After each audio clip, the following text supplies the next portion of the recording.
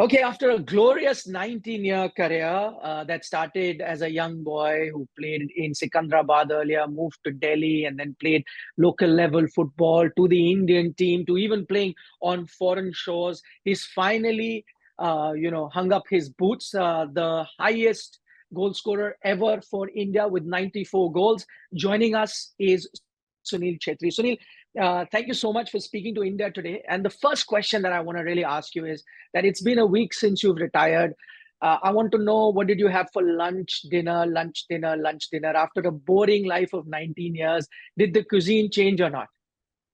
Yeah, some of the meals were more for the taste and not for the health.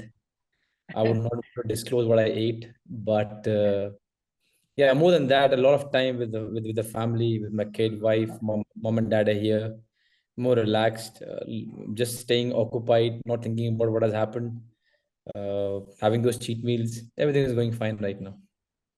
Okay. How has life changed? Because I'm sure you had a regimented routine and you've spoken about it.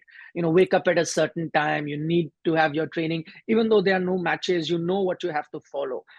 It's not like that. Do you feel awkward sometimes? You wake up at 6 and what do I have to do? I don't have to do the gym work. I don't have to do the groundwork. No, that will not change because I'm going to still play for Bangalore FC for at least a year, Yeah. which starts July 7th, the preseason.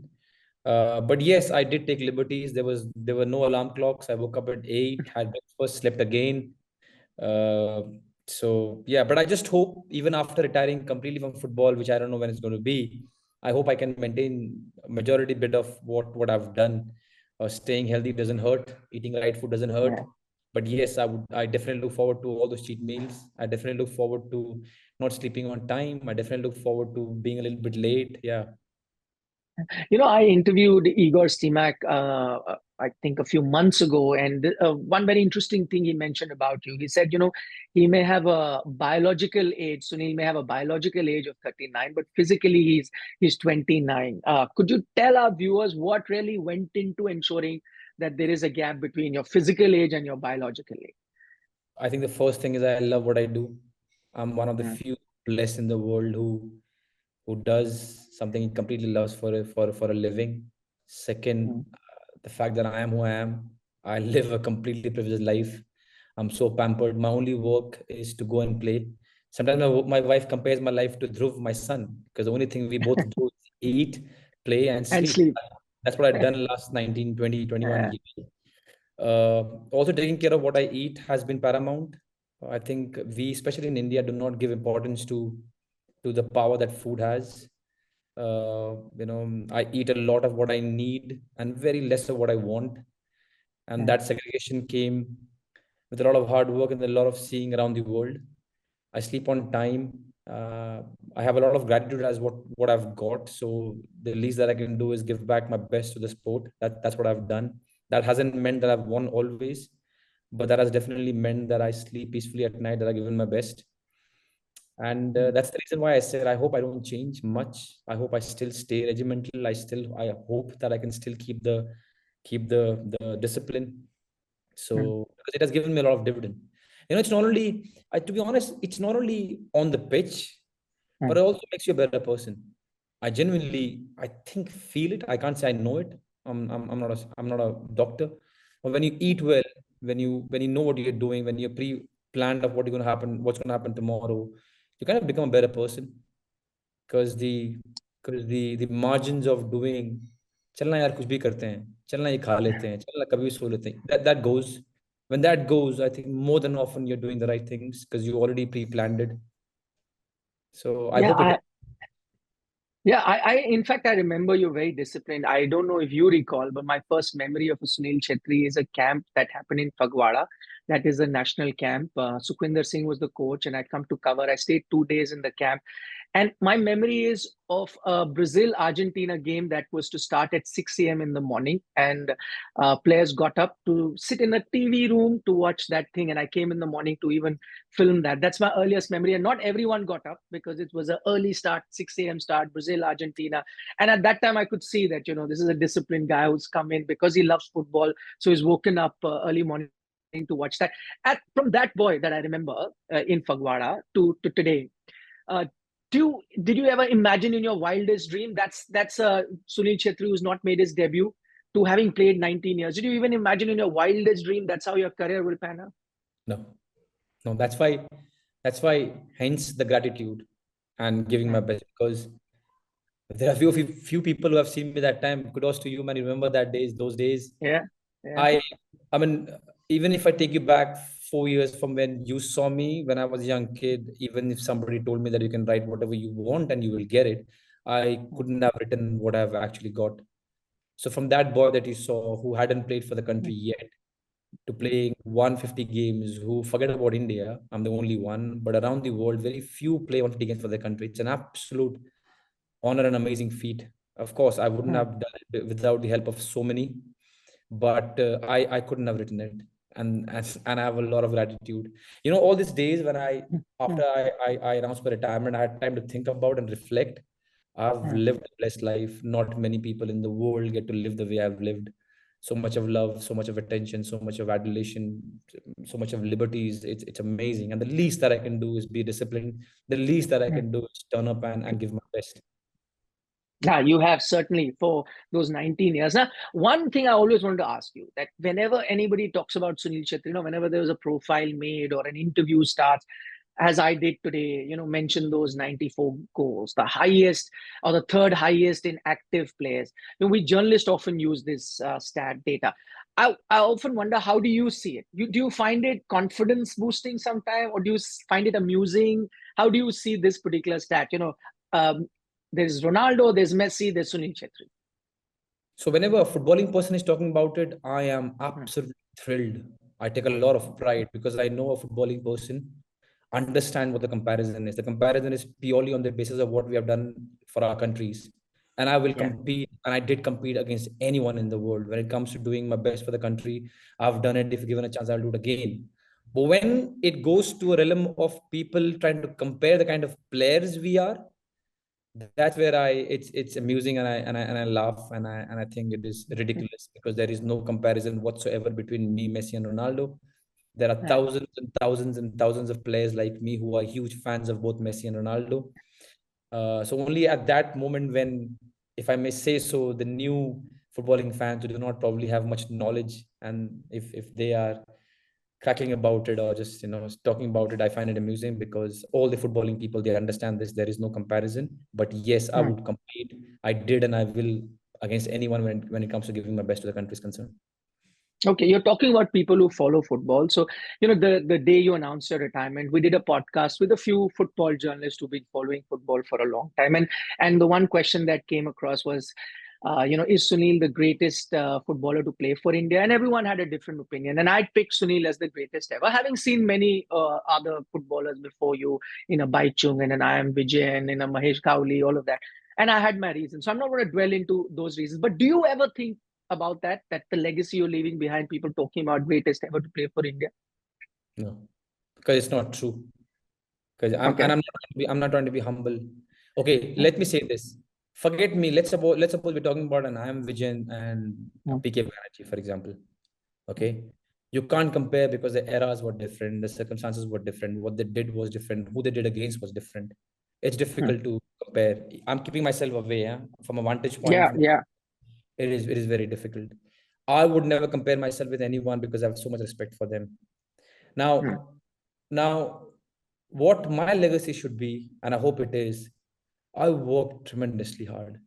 And I just hope every player now in the dressing room, I know they know it, Hmm. they try to emulate it, and they get inspired by me.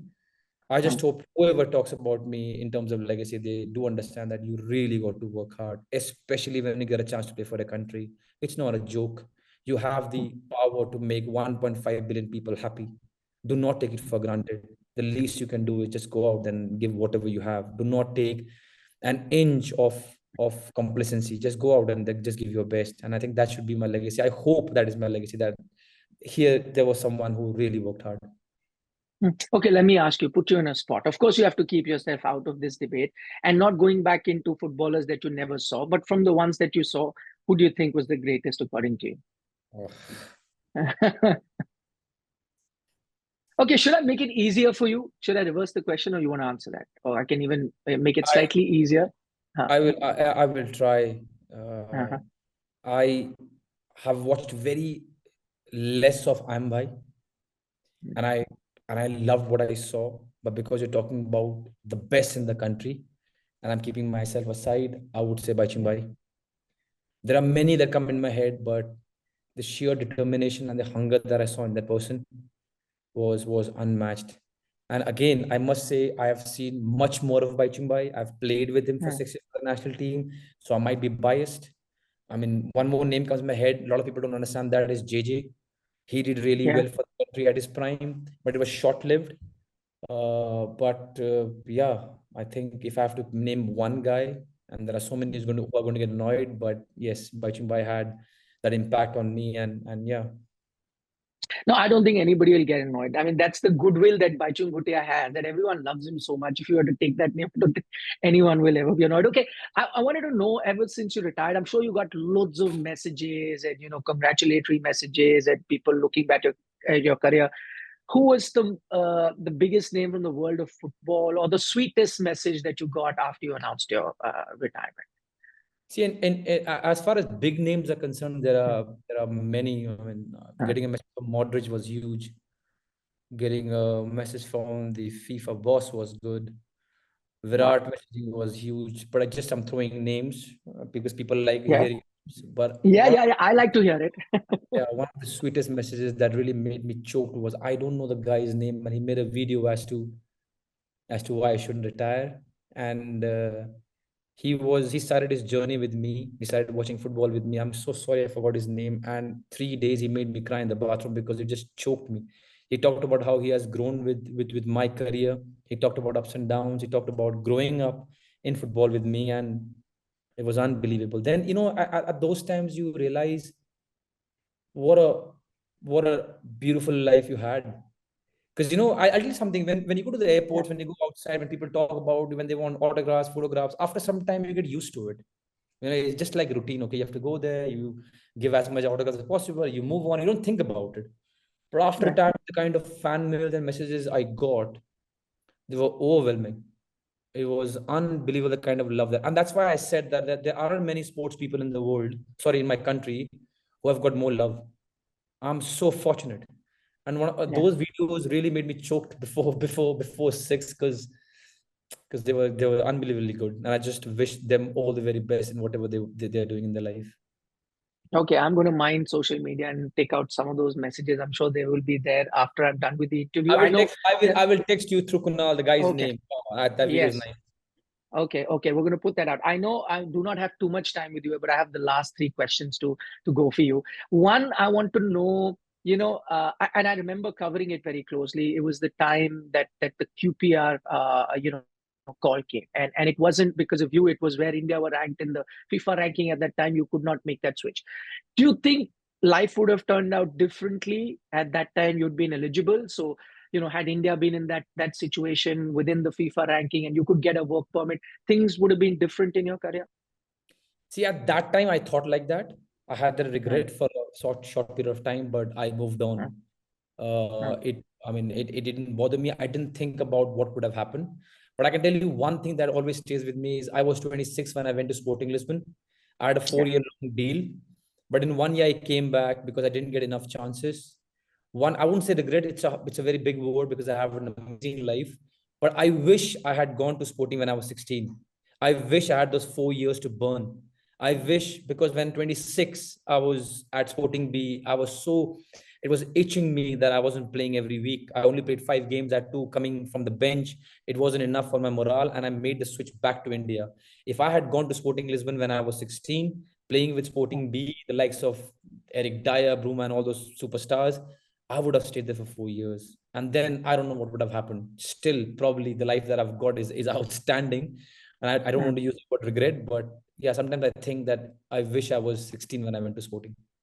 Okay, I had I mean, my own analysis, and let me know. At that time, you go to Sporting Lisbon. If you were 16 and you were playing in the B team, see, many people say this. Sometimes people who've played at that level say that sometimes playing in B team can be tougher than playing in the A team because they are rougher, more physical at It that is. point. Had you just made gone there at 16? maybe by that time transition when you were 24, 25, 26 into the A team, it could have been different. Is that why you say you should have Yes. gone there younger? Yes.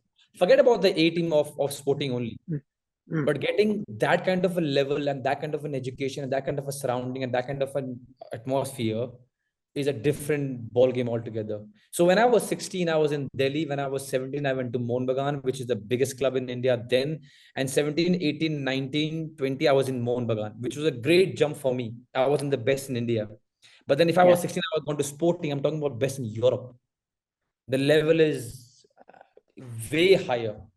You know, at 16, a Figo goes to Sporting. At 16, a Ronaldo goes to Sporting. At 16, a Charisma goes to Sporting. And Eric Dyer, as I said, my room partner then, was there at Sporting. So I think the things would have been different. But again, it's not a regret. It's just that I wish I was there. And if any kid who wants to go to abroad and hone his skills at that level, I hope he goes or she goes at a young age, because it's not easy. It's not easy to make that jump from an Indian level to a Sporting Lisbon. So that's the only wish that I had. would you want Indian footballers who go abroad, and not a lot have gone, sometimes you get a feeling that the comforts of being in India, because you get paid more here rather than playing B division, C division abroad, it's tough for life. You have to drive yourself to the ground, you have to do your laundry, you have to search for your own food, cook, and it's much comfortable here. Do you think that's a problem? If there was a youngster who came to you who's playing abroad these tougher times, what advice would you give him? That, spend those tough months there, do the hard work rather than getting an easier life, more money playing for a club in India. Could there be a solution there that you can think or advise a youngster who's thinking on those terms? Oh, that's a great technical question that you've Hmm. asked. You know what Yeah. happens is, let's Hmm. say if the boys who are doing well in our country, we are aiming Asia. It is so difficult because all the Asian teams look for the foreign quota to Brazil and Argentina and the European nations. Okay, so that's difficult. Now, if you want to make a move to European nations, you got to go to the B and the C divisions. Now, if you are 2021 already, and let's suppose you are a Suresh Wangjam or Udanta or Hmm. Anwar, you're making a lot of money here. It becomes very difficult. Correct. That is why the age group, that is why being 15, 16 helps. If you are that good at 15, 16, and you can see that, and you have a right team around you who can see and sense that, then you go, because at 16, you don't have crores. You're not seeing at Yeah. multi-year deals. You just want to play. So you take somebody with you, a guardian, you have the right team, and you will do the laundries. You will polish the boots of your Yeah. seniors. You will do all the stuff that we did when we were younger. But now it's so difficult because a lot of youngsters in our country are making, and it's not their mistake. It's not their fault. They can go to an Asian clubs, but the Asians will always choose the Brazilians, because you can understand that. You only have 4 foreign Yeah. quotas. And when you go to Europe, there is no chance an ISL player will go and start in Premier League. Not yet. So you have to go to a B division, C division. You will not go if you're already 23 and an established name. Yeah, yeah. I hope all the youngsters are listening. I always, hope for Indian youngsters to go fight it out in those tougher leagues, because you see that with a lot of other Asian teams, because they don't have a big league like Afghanistan and all Yes, of those yes, countries. They yes, have to struggle and play B, yes, C yes, division. yes. And you do see a difference. I know no time left with you. My final question, Sunil, and that is, I always wonder, and I thought I'll ask you at the end of your career, that, while we enjoyed your center of gravity, your vision, your weight of the pass, all of that, everyone could see. The one facet of your game that really fascinated me, 5'7", as tall as I am, how did that heading ability come? That hang in the air, because I would see you up against 6 feet, 6 feet two defenders, and yet when there's a header, there's a Sunil Chhetri taking that header. Where did that come from? I'll tell you an honest answer. Yeah. It's not the leg power. It's not the jump. It just, I am willing to hit the ball. I want to hit the ball. And trust me, it is, I always tell the kids, because there's so many kids who have a great jump, so many kids who are tall, but they can't, because you don't want to. You have to want to, because an elbow is coming. An elbow is coming to your face. So you have to want to. If you don't want to, you will never. To go for a header is one of the most difficult tasks in football, because you can see an elbow. And seeing an elbow is not easy. You know, a 6 feet 3 inch Murtaza Fall or Sandesh Jingan or a John Johnson comes with an elbow. It is not easy. So I think I wanted to hit the ball. I want to hit the ball. And that probably is the most important thing if you want to win headers. Okay, Sunil, thank you so much for your time and those insights. Here's wishing you very best for the 1 year that you're going to play football, and all the very best for the future as well. Thank you so much. Thank you so much, and all the best to you of watching Indian team there in USA. Come back with Yeah, the trophy. we'll try and do that. Thanks so much.